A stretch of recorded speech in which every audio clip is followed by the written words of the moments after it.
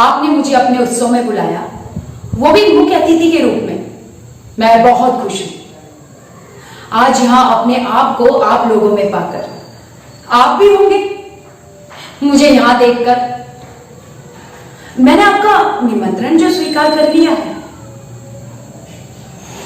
मुझे यहां देखकर, नाटक का शीर्षक पढ़कर कुछ लोग मेरा विश्लेषण करने में लग गए होंगे। जाहिर है आप लोग अपनी अलग अलग मानसिकता के साथ आए हैं नाटक देखने, अपनी अपनी उम्मीदों और अपेक्षाओं के साथ। आज सोमवार है, दफ्तर का पहला दिन। दफ्तर के पास नाटक है तो सोचा रंगमंच के रंग में सराबोर होकर क्यों ना संध्या का आनंद लिया जाए। कुछ साथी पढ़ने पढ़ाने, सीखने सिखाने और नसीहत लेने देने की अपेक्षा से आए होंगे, तो कुछ व्यावसायिक नजरों से पात्र की रंगमंची खुशियों को सराहने और कमियों पर टिप्पणी करने, तो कुछ यूं ही चले आए होंगे, अरे यार मित्र का नाटक है, वो भी फोकट में। क्या आप अपनी अपनी उम्मीदों के साथ आए हैं और मैं अपनी। मेरी सिर्फ इतनी सी हसरत है कि आप अपने सीने पर हाथ रखें, धड़कती हुई धड़कनों को सुने और मुझे अपने दिल में महसूस करें।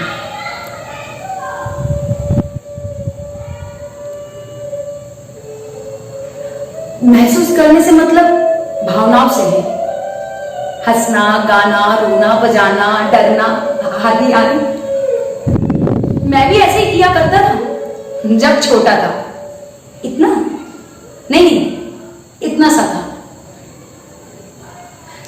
जब मैंने पहली बार महसूस किया था कि मैं महसूस कर सकता हूं।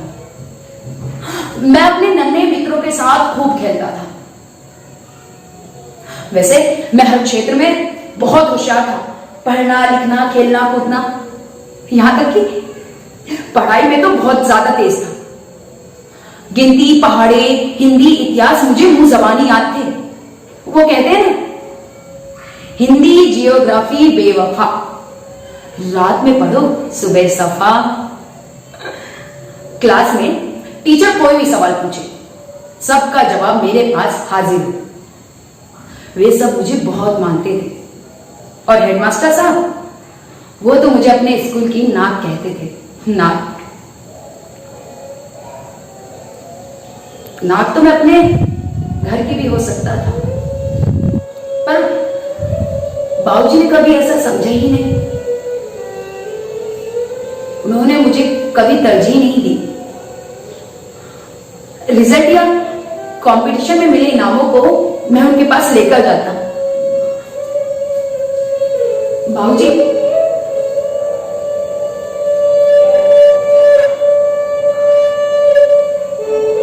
ठीक है, गुड, अच्छा है।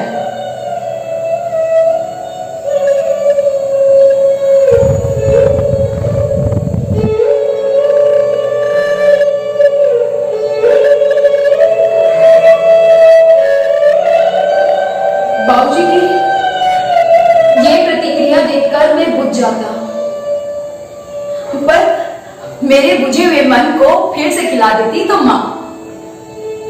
वो ढेर सारा प्यार, जैसे कहीं चमेली छुपा कर रखती हो, आकर मुझ पर उड़ेल देती, पर हमेशा नहीं।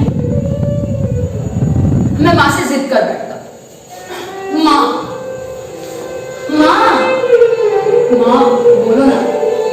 बाबूजी मुझसे बात नहीं करते, वो मेरे साथ हंसते नहीं, खेलते नहीं, वो मुझे अपनी पीठ कांधे पर क्यों नहीं बैठाते? माँ बोलो ना। रिंकू भैया, संजू, मयंक सबके साथ तो खेलते हैं, उनके साथ हंसते भी हैं, पर मुझे देखती ही उनकी हंसी जैसे कहीं गायब हो जाती है। माँ बोलो ना। माँ खामोश रही और वो मुझे अपनी बाहों में कस के भींच ले और अपनी गोद में बिठाकर तरह तरह की चीजें खिलाती। सच, भगवान ने क्या चीज बनाई है ना, माँ। मैं तो कहता हूं जिसके पास माँ है उसके पास किसी भी चीज की कमी नहीं है।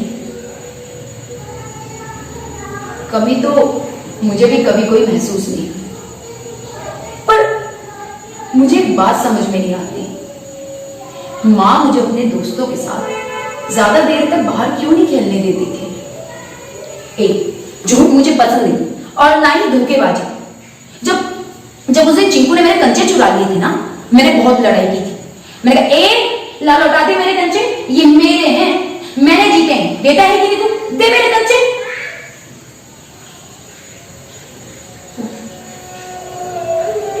वो बचपन,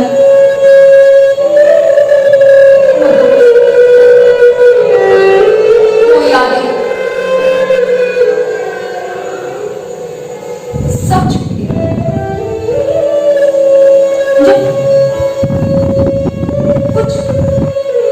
कुछ लोग आई हो मुझे लेने आ गए। माँ माँ मुझे रोको, माँ माँ मुझे नहीं जाना, माँ मुझे इनके साथ नहीं जाना, माँ बाबूजी को बुलाओ ना, माँ बाबूजी मैं कुछ नहीं करूँगा, मम्मी मुझे दीदी दीदी आप समझाओ ना मम्मी, दीदी मुझे नहीं जाना, बाबूजी मुझे नहीं जाना, बाबूजी मुझे रोकिए।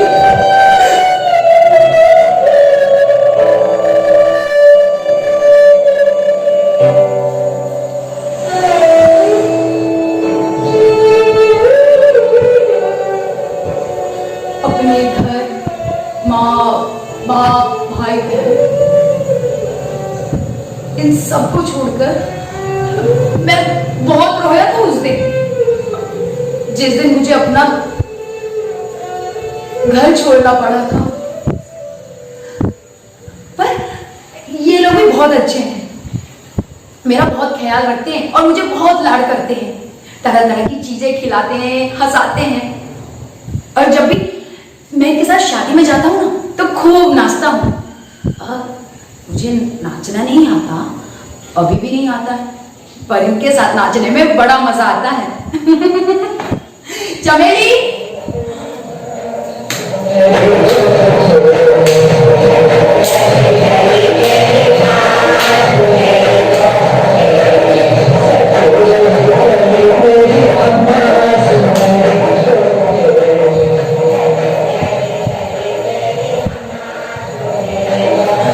अक्सर ये गाना गाया करती थी। शादी में सजी धजी दुल्हन मुझे बहुत अच्छी लगती थी। मैं सोचता था कि जब मेरी शादी होगी तो लोग ऐसे ही नाचेंगे।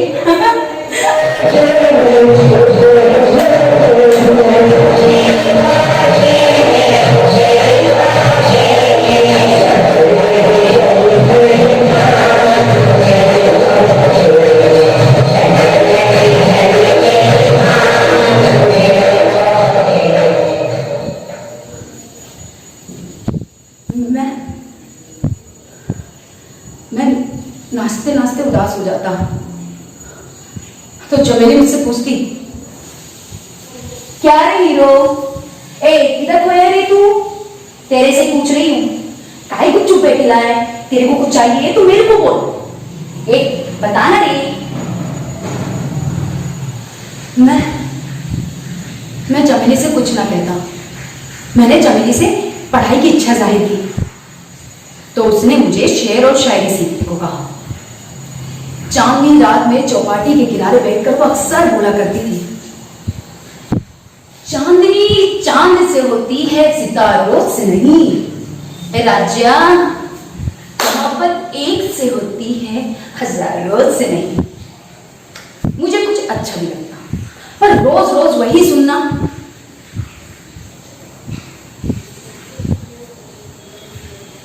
चौपाटी पर मेरी उम्र की लड़की दौड़ने आती थी। मैं चमेली से छुपकर उन्हें देखता था।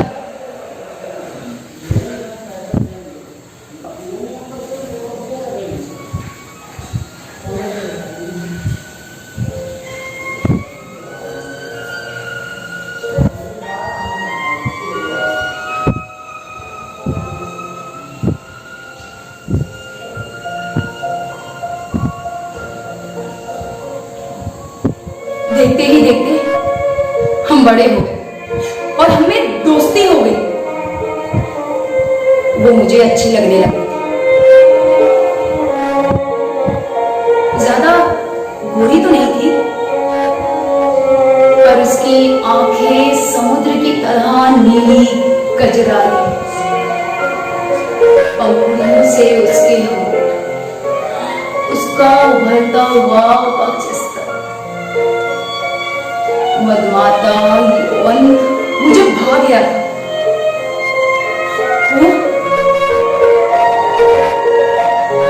वो शान की तरह शीतल, गुलाब की तरह मुहा, हर श्रृंगार की तरह नाजुक थी।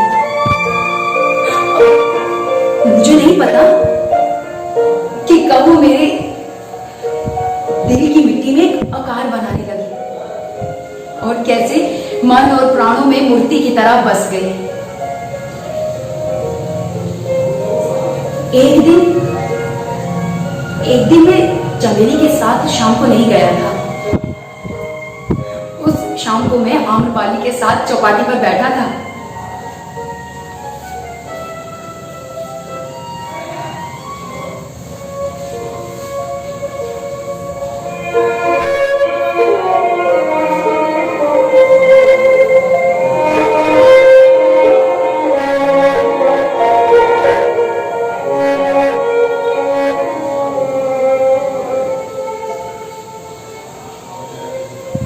उसके साथ बैठकर मैंने अपनी जवानी की ये पहली संध्या गुजारी थी।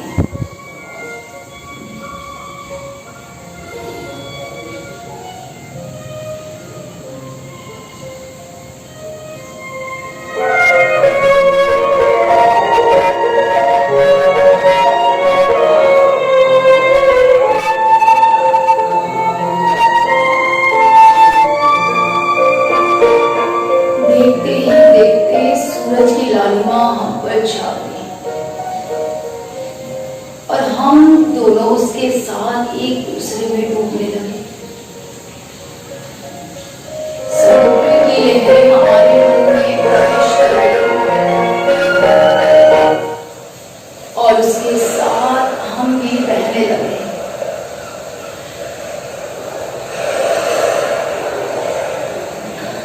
मेरी और आम्रपाली की सांसें तेज हो गई।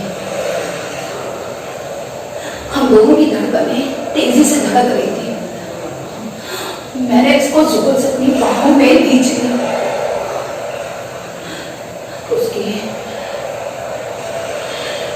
उसके कोमल हाथ, सच प्रेम का यह स्पर्श कितना सुख देता है।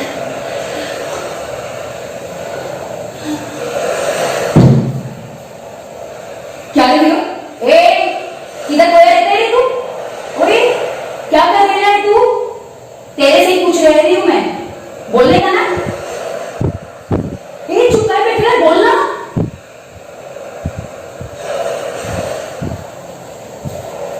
चमेली ने बड़े अजीब अंदाज में मुझसे पूछा था। मुझे समझ में नहीं आ रहा था कि चमेली का सुर अचानक बदल कैसे गया। वो बहुत संजीदा थी।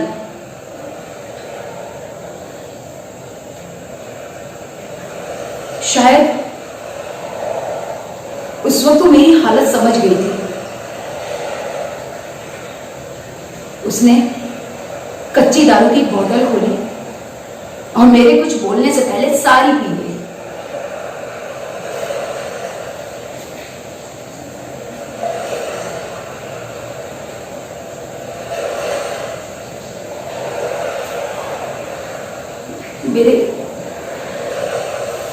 मेरे मन में शून्य उत्पन्न हुआ। मुझे बहुत खाली खाली लग रहा था। वो शून्य मेरी आत्मा को रुमानी बना रहा था, मेरी रूह को अपनी गिरफ्त में ले लिया। काफी कश्मकश की बात सोचा, क्या मैं वही हूं या कोई और? ये समंदर वही है, ये चौपाटी वही है, पर मैं वो नहीं हूं। काफी जद्दोजहद के बाद सोचा चमेली से पूछ लूं, पर ये तो कब की खराटे मारकर सो रही थी।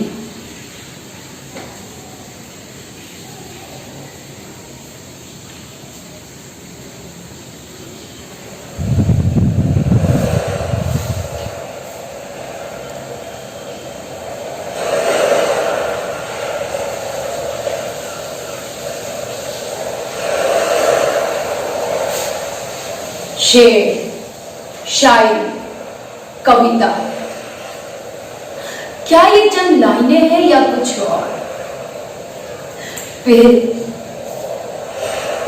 भी बैठे बैठे कुछ यूं ही गुनगुनाने का मन करता है। एक अच्छा लिख लेती हूं, पर वो मैं नहीं हूं जिसे चाहती हो तुम हकीकत में। जल्द ही आएगा वो, पर अभी वक्त है मेरे जाने में। अच्छा लिखा।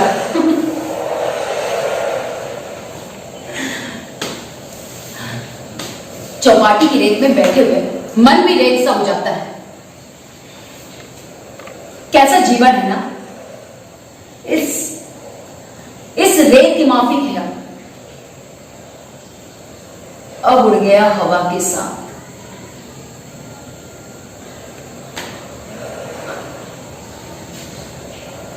अपना जीवन तो बस यही इस चौपाटी की रेत है, यही अपना जिंदगी का दस्तावेज और यही अपना ब्लैकबोर्ड है।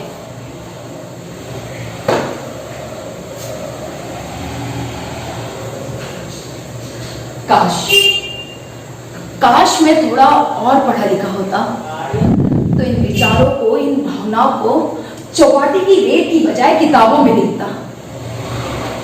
दिन ब दिन वही एक बेचैनी, वही एक तड़प, सुबह शाम, गर्मी बरसात। उस दिन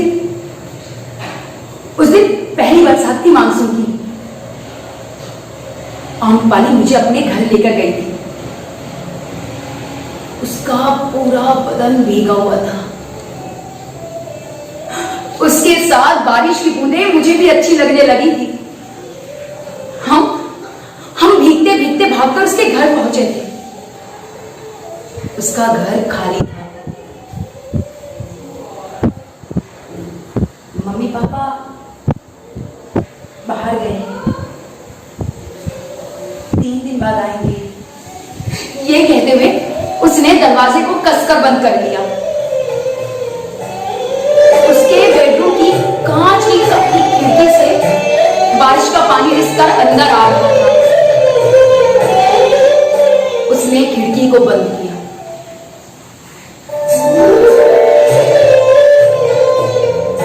बरसात तूफानी हुई।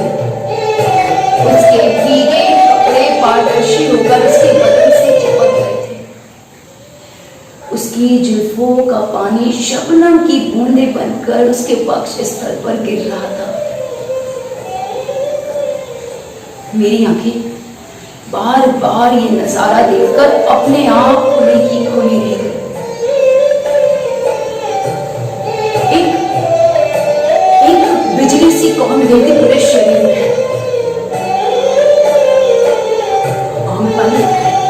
आम्रपाली मुझसे आकर लिपट गई।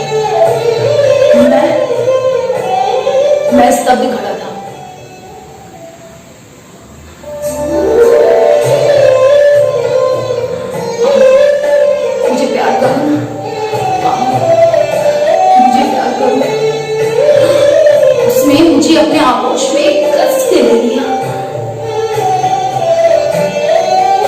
मेरे हाथ उसके हाथों से सीने में, मेरे होठ उसके होठों से, उसके कोमल स्तंभों का स्पर्श मुझे बहुत अच्छा लग रहा था।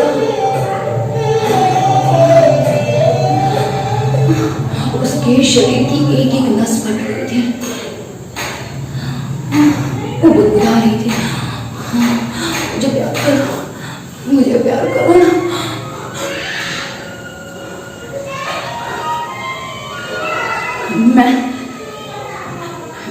मैं अपने पूरे आवेग के साथ काम क्रीड़ा में तल्लीन था।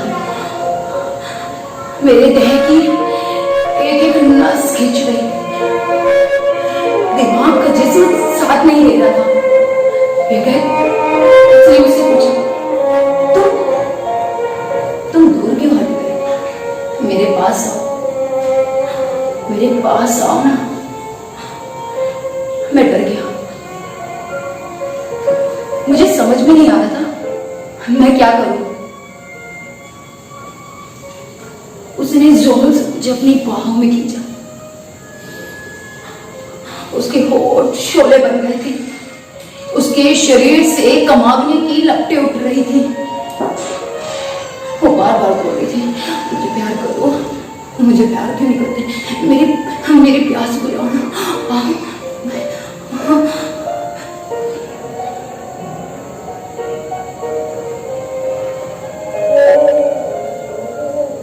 मेरी शीतलता देखकर उसके तेवर बदलने लगे।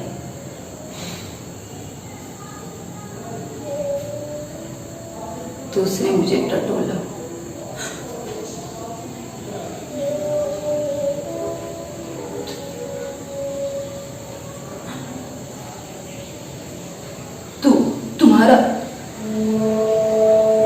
तुम्हारा वो हिस्सा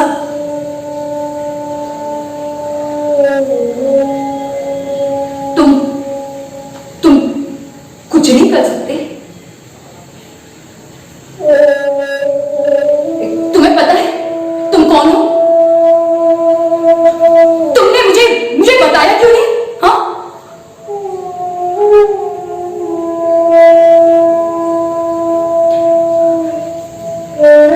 वो बहुत अपमानित महसूस कर रही थी मेरे सामने। वो नारी का अपमान सह रही थी, उसका रति रूप रौद्र रूप में आ गया। उसने जोर से चिल्लाया, हे, तुम पुरुष नहीं हो, तुम्हें वो सामर्थ्य नहीं है जो पुरुष शब्द को साबित करता है, जो भिगो देता है नारी के कमांगों को। तुम में सृष्टि के उस परम सुख की क्षमता नहीं है।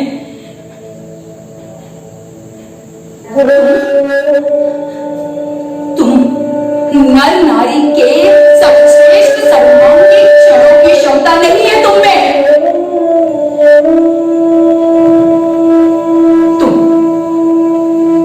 मुझे संपूर्ण औरत नहीं बना सकती। मैं तुम्हारी औरत बनना चाहती हूँ। मुझे मेरा हक दे दो, मुझे मेरा हक दो। नहीं, तुम मुझे मेरा हक नहीं दे सकते। तुम मुझे मेरा हक नहीं दे सकते क्योंकि तुम हिजड़े हो, हिजड़े, नपुंसक हो, नपुंसक, नपुंसक हो।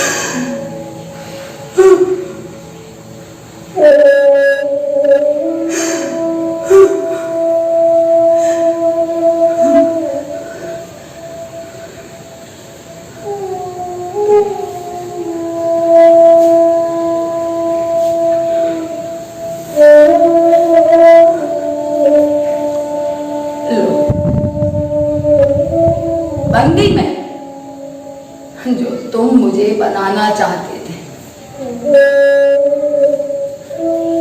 पर तुम वो नहीं बन सके